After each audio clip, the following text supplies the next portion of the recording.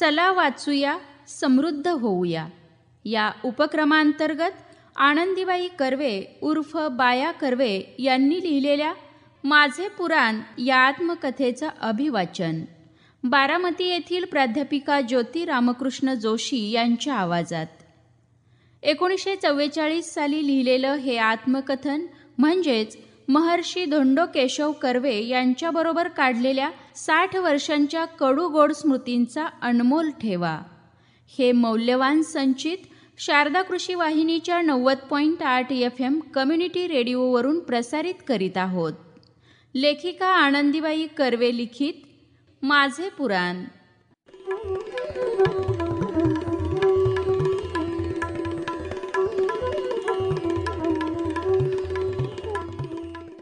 श्रोते हो, मी ज्योती जोशी.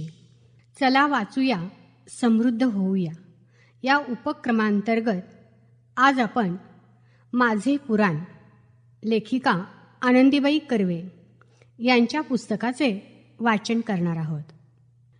मोटारमधून बाहेर फेकली गेल्याने, इजा होऊन बरेच दिवस अंथरुणावर खिळून राहिल्याने मनाला चैन न पडून आठवेल तशी लिहून काढलेली कहाणी म्हणजे आनंदीबाई कर्वे यांचे माझे पुराण हे आत्मकथन. आनंदीबाई कर्वे यांच्या सुनबाई कावेरी कर्वे यांनी त्यांचे हे लिखाण वाचले आणि त्यांना प्रकर्षाने जाणवले की हे लेखन पुस्तक रूपाने लोकांपुढे आले पाहिजे. त्यांच्या या तळमळीतून या पुस्तकाने नेटका आकार घेतला आणि 1944 साली या आत्मवृत्ताची पहिली आवृत्ती प्रकाशित झाली. पुस्तकाच्या नेटकेपणाचा प्रत्यय आपणास त्याचे मुखपृष्ठ पाहूनच येतो. मुखपृष्ठ हे महर्षी धोंडो केशव कर्वे आणि बाया कर्वे यांच्या चित्राने सजले आहे. आनंदीबाई कर्वे उर्फ बाया कर्वे यांचे तरुणपणातील चित्र ते वृद्धावस्थेतील महर्षी कर्वे आणि त्यांचे स्वतःचे चित्र, सहजीवनाचा इतका मोठा कालपट आपणास पहिल्या पानावरच पाहावयास मिळतो.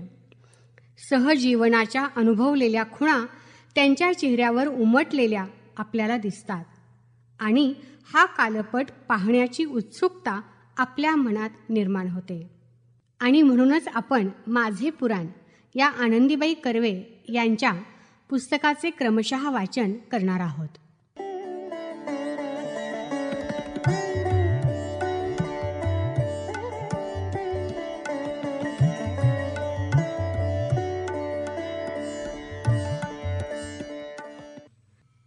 प्रकरण 20.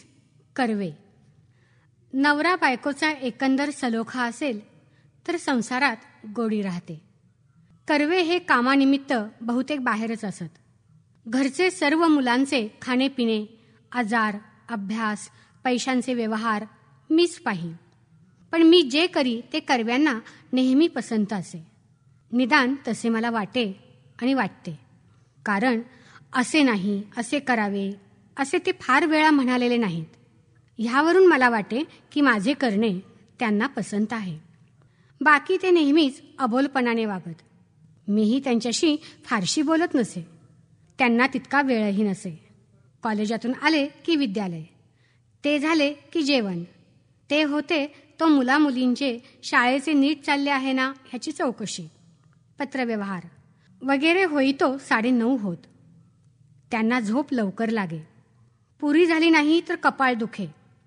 त्यांना ती डोकेदुखीची खोडच लागली होती. लग्न झाल्यावर खाणेपिणे व्यवस्थित ठेवून ठाऊक होते तितके उपाय करून ती व्यथा पुढे बरेच दिवसांनी नाहीशी केली. तेव्हा बोलत बसायला वेळही नव्हता. पहिल्यापासून मला त्यांचे माहीतच होते. मुंबईस मी दादांकडे 4 महिने होते तेव्हा पाहत असे. घरातील मंडळींशी बोलायला सुद्धा त्यांना शनिवार रविवार शिवाय मोकळा वेळ मिळत नसे. इतकी कामे त्यांनी आपल्या मागे लावून घेतली होती. शिकवण्यासाठी त्यांना लांब लांब जावे लागे म्हणून इतर दिवशी वेळच होत नसे. कर्व्यांचे वागणे माझ्याशी काय, मुलांशी काय सडेतोडपणाचे, तुटक व हिशेबी असे. मात्र कर्वे माझ्याशी तसे वागतात हे मी कोणाच्याही लक्षात आणून दिले नाही. मी माझा स्वभावच असा बनवला होता. मुले माझ्याशी जशी कशी वागली तरी ते कर्व्यांना कळू द्यायचे नाही आणि कर्वे कसे वागले हे मुलांना कळू द्यायचे नाही. नातलग, मुले, अगर ओळखीची माणसे ह्यांच्या कोणाच्याच लक्षात कर्व्यांचा तुटकपणा येऊ नये अशा रीतीने मी वागे. कित्येकदा त्यांच्या असल्या वागण्याने मला वाईट वाटे, रागही येई, पण मी तो दिसू देत नसे. कारण मान सांगावा जनात, अपमान सांगावा मनात, हेच खरे. आईचे व बापाचे पटत नाही असे मुलांच्या लक्षात आले की ती त्यांचा मान ठेवत नाहीत. मग इतर माणसे कोणाचा मान ठेवणार? ती तर संधी आल्यास फायदा करून घ्यायलाच टपलेली असतात. कर्वे पूर्वी कधी माझ्याशी फारसे बोलत बसलेले नाहीत, पण कर्वे आजारी पडून लॉ कॉलेज रोडवर दिनकरकडे राहू लागले व मी एरंडवण्यास कॉलेजवर त्यांच्या झोपडीत एकटी राहत असे. तेव्हा ते रोज तासभर तरी माझ्याकडे येऊन बसत व गप्पा टप्पा करीत. केव्हा केव्हा वर्तमानपत्रे अगर पुस्तकेही वाचून दाखवीत व मी निजून ऐके. माझ्या घरातील घड्याळाला किल्ली देण्याचे काम मी त्यांच्याकडे दिले होते, त्यामुळे त्यांना रोज यावेच लागे. कर्वे कधी माझी बाजू घ्यायचे नाही. कित्येकदा असे प्रसंग आले होते की कर्व्यांनी माझ्या बाजूने 2 शब्द सांगितले असते तर चांगले झाले असते, पण त्यांनी तसे केले नाही. अजून ते माझ्या मनात कितीदा तरी बोचते. एकदा मात्र विद्यालयात मुली असताना अशी एक गोष्ट झाली की एक प्रभू मुलगी होती. तिच्या कानातील कुडी कोठेतरी हरवली आणि मुलींना वाटले की ही कुडी बायानेच दाबली असेल. त्या मुली आपापसात माझ्या नावाने कुजबुजू लागल्या. मी कर्व्यांना सांगितले तेव्हा ते म्हणाले, बोलू देत, तू नाही ना लपवलीस. मग त्यांनी एक दिवस मुलींना एकत्र जमवून सांगितले, तुम्हाला वाटतंय बायानं कुडी ठेवली असतील, पण मला खात्री वाटते की ती ठेवणार नाही. तुम्ही माझ्यावर विश्वास ठेवा. पुढे काही दिवसांनी कुड्यांचा शोध लागला. त्यावेळच्या 2 मुली आता मोठ्या झाल्या आहेत. एक डॉक्टर आहे व दुसरी एका मोठ्या प्रोफेसराची बायको आहे. आता मी त्यांच्याकडे जाते त्यावेळी तेव्हाच्या आठवणी निघून थट्टामस्करी होते, पण तेव्हा समजुतीचा घोटाळा झाला एवढे खरे. मला काय, मुलांना काय किंवा इतरांना काय, आपण होऊन काही सांगायला जायचे नाहीत. विचारले तर सांगायचे आणि सांगितल्यावर सुद्धा आपल्या सांगण्याप्रमाणे लोकांनी वागलेच पाहिजे ह्यासाठी जीवाची तडफडही नाही. अशा त्यांच्या वागण्याने इतर लोकांना सुख होते आणि त्यांच्याही मनाला समाधान होते. हिंगण्याला आजपर्यंत अनेक आजन्म सेवक आले गेले. काही रागाने सोडून गेले, काही सुखाने गेले, पण कर्व्यांच्या जवळ कोणाचे वाकडे असे नाही.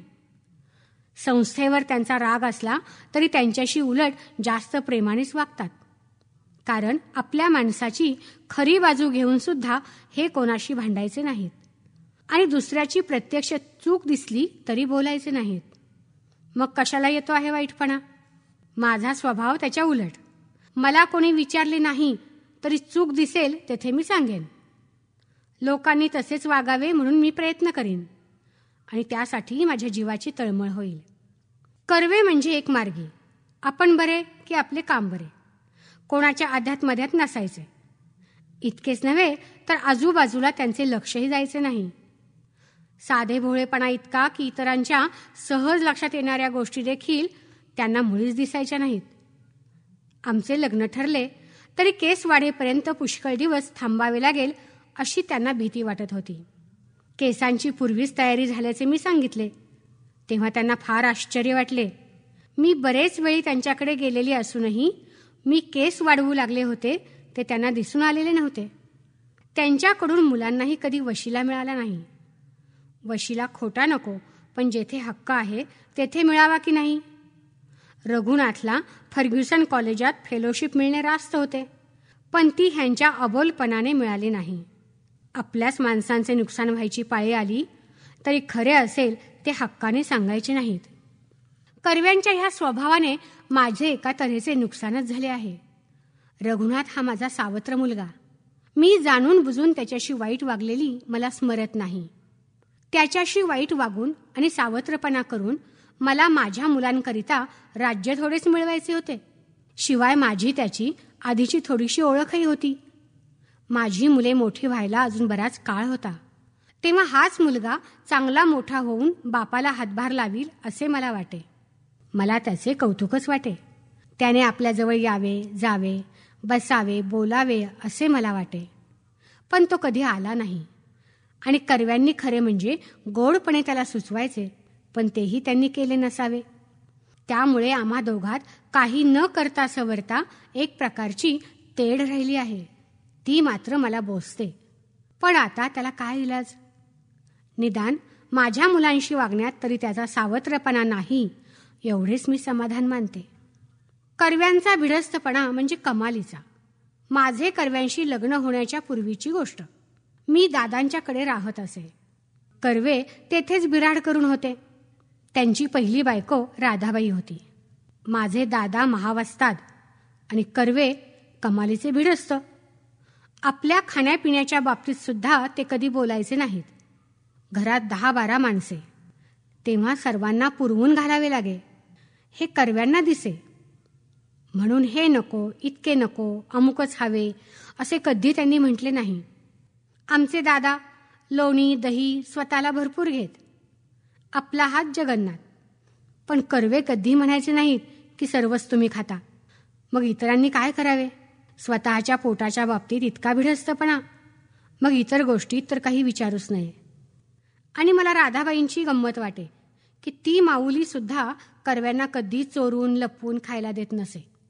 बाकी कर्वे हे खाण्यापिण्याच्या बाबतीत इतके साधे होते, म्हणूनच माझे दिवस निभले. मी जे खायला घालीन ते खात असत. फोडणीचा भात व शिळी भाकरी तर त्यांचे आवडते खाणे.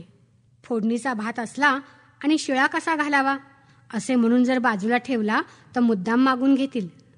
भाकरी शिळी खुसखुशीत लागते म्हणून हवी. तीही पातळ करून कडकडीत शेकत बसायला नको. जाडशी थापून दिली की झाले. पोळीचे तर वावडेच. कधी कोणत्या गोष्टीला त्यांनी नावे ठेवली नाहीत किंवा अमुक पदार्थ आज का जाई झाला म्हणून डोक्यात कधी राग घातली नाही. गार असो, गरम असो, खारट असो, तुरट असो, प्रत्येक गोष्ट त्यांनी गोड करून घेतली आणि अजूनही घेतात. नाही म्हणायला कर्व्यांना एकच खोड आहे आणि ती म्हणजे तुपाची. त्यांना तूप साजूक असेल तर थोडेसे चालते. वाशिळे असले की अगदी डोके फिरून जाते. एकदा मी चुकून तूप वाढले जास्त. म्हटले जरा जाऊ दे ह्यांच्या पोटात. पण भात कालवून घास घेण्याच्या आतच हे ओरडले, दगडे किती तूप वाढलंच हे. चोरून चुकवून त्यांच्या पोटात अन्न जावे म्हणून मी धडपडे व असे ओरडून घेण्याचे प्रसंग बरेच वेळा येत. कर्व्यांच्या तोंडात दगडे हाच सर्वात वाईट शब्द. ह्याखेरीज दुसरी कोणतीही शिवी मी आजपर्यंत त्यांच्या तोंडातून ऐकली नाही. कर्वे जितके शांत तितकेच रागीट. त्यांनी कोणा मुलाला कधी फारसे मारलेले नाही. पण एकदा मात्र त्यांनी शंकरला मारले होते. त्याची मला अजून पक्की आठवण आहे. त्यांच्या स्वभावात अत्यंत राग व अत्यंत शांतपणा दिसतो. त्यांना आंघोळीला पाणी अत्यंत गरम लागते. कोणता पदार्थ गरम असेल तो अत्यंत गरम हवा, गार असेल तर अत्यंत गार हवा. गोष्ट क्षुल्लक आहे म्हणून सांगतेच. कर्व्यांनी स्वतःला समजायला लागल्यापासून कधी कानात तेल म्हणून घालून घेतलेले नाही. त्यांना सवय अशी कोणतीच नाही. नाही म्हणायला फिरायची आहे, पण ते सुद्धा दिवसाच्या कोणत्याही प्रहरात फिरलेले चालते. फिरायला डोंगर किंवा रस्ताच पाहिजे असेही नाही. बोटीत सुद्धा फिरतात किंवा वरांडाही चालतो. लोकांना उशीर होत असेल तर अंघोळ जेवणाच्या मागून करायलाही तयार. कोणी म्हटले हा मासा चांगला आहे, वास येत नाही, खाऊन तर पहा, की खाऊन पाहतील. कोणी विचारले दारूची चव पाहता का, तर पितील थोडीशी. कोणत्याच गोष्टीचा आग्रह नाही. एका टोकाला हा भिडस्तपणा तर दुसऱ्या टोकाला एकदा मनाने ठरविले की मग शेंडी तुटो की पारंबी तुटो, ते केल्या वाचून राहायचे नाही. असला मनाचा चिवटपणा. लग्न झाल्यानंतर पहिल्याने कधी कोठे टांग्यातून जायची वेळ आली तर कर्वे टांगेवाल्याजवळ बसत व मी एकटीच मागे बसे. मलाही त्यावेळच्या मानाने ते बरे वाटे, कारण नवरा बायकोचे प्रेम मर्यादेतच दाखवावे लागे. शिवाय कर्वे माझ्यापुढे लहान वाटत. त्यामुळे ते शेजारी बसले असते तर मुले हसली असती. कर्व्यांनी आपल्या मुलांना BA नंतरच्या शिक्षणाला पैसे दिले, ते कर्जाऊ म्हणून. शंकर डॉक्टरीकडे गेला तेव्हा तो म्हणाला, कर्जाऊ तरी देतायत ना? देऊ देत, मी फेडीन. पण बापाने मुलाला कर्ज द्यावे ह्याचे मला दुःख होई. असे मनात येई की मी नाना तऱ्हांनी काटकसर करून वागते, जीवापलीकडे दळणकांडण करून लोकांच्या पोरांना बाळगून पैसा जमवते, तरी डॉक्टरी शिक्षणाला पैसा कर्जाऊ घे म्हणतात. मला फार वाईट वाटे, पण करायचे काय? ज्याच्या हातात ससा तो पारधी, हा न्यायच जगाचा दिसतो.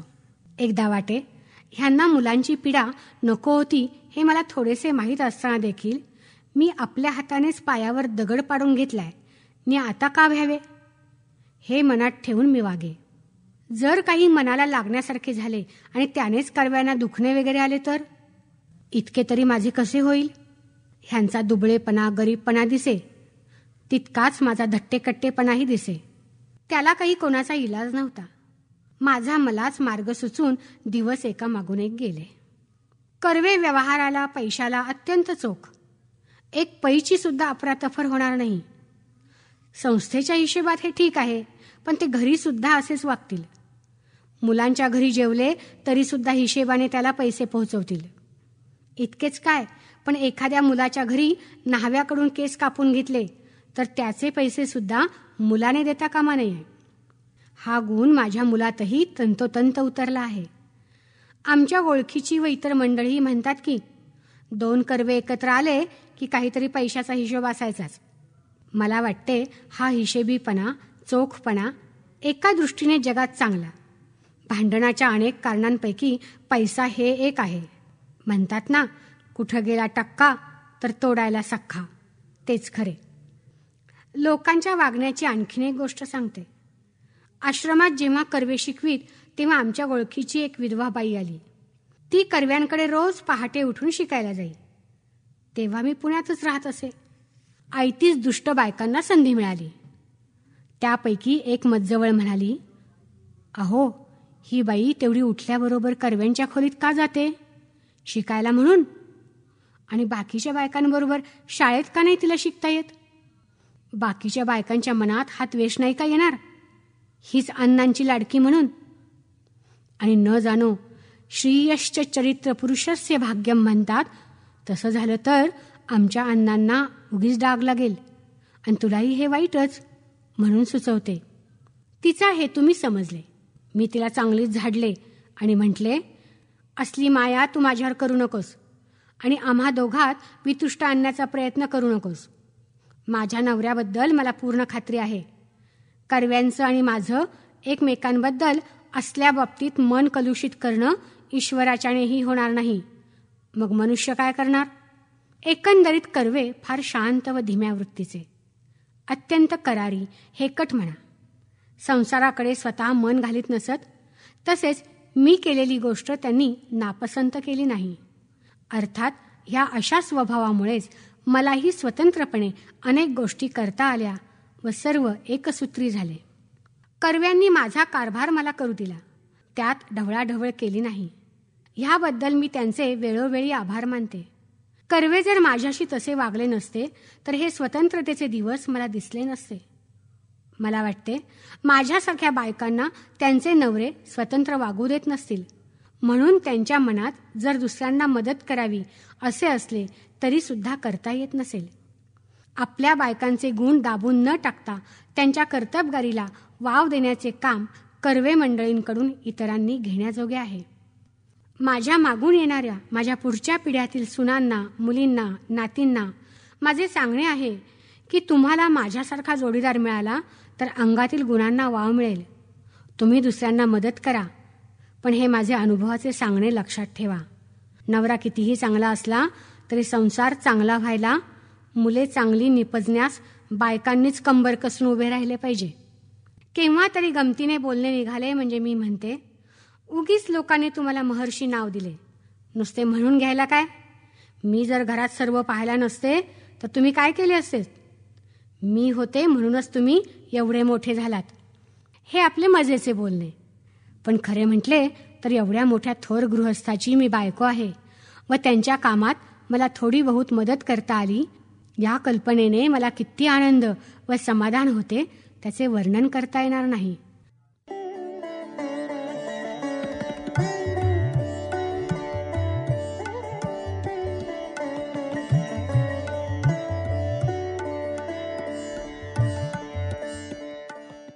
चला वाचूया, समृद्ध होऊया या उपक्रमांतर्गत आनंदीबाई कर्वे उर्फ बाया कर्वे यांनी लिहिलेल्या माझे पुराण या आत्मकथेचं अभिवाचन बारामती येथील प्राध्यापिका ज्योती रामकृष्ण जोशी यांच्या आवाजात. 1944 साली लिहिलेलं हे आत्मकथन म्हणजेच महर्षी धोंडो केशव कर्वे यांच्याबरोबर काढलेल्या 60 वर्षांच्या कडू-गोड स्मृतींचा अनमोल ठेवा. हे मौल्यवान संचित शारदा कृषी वाहिनीच्या 90.8 FM कम्युनिटी रेडिओवरून प्रसारित करीत आहोत. लेखिका आनंदीबाई कर्वे लिखित माझे पुराण.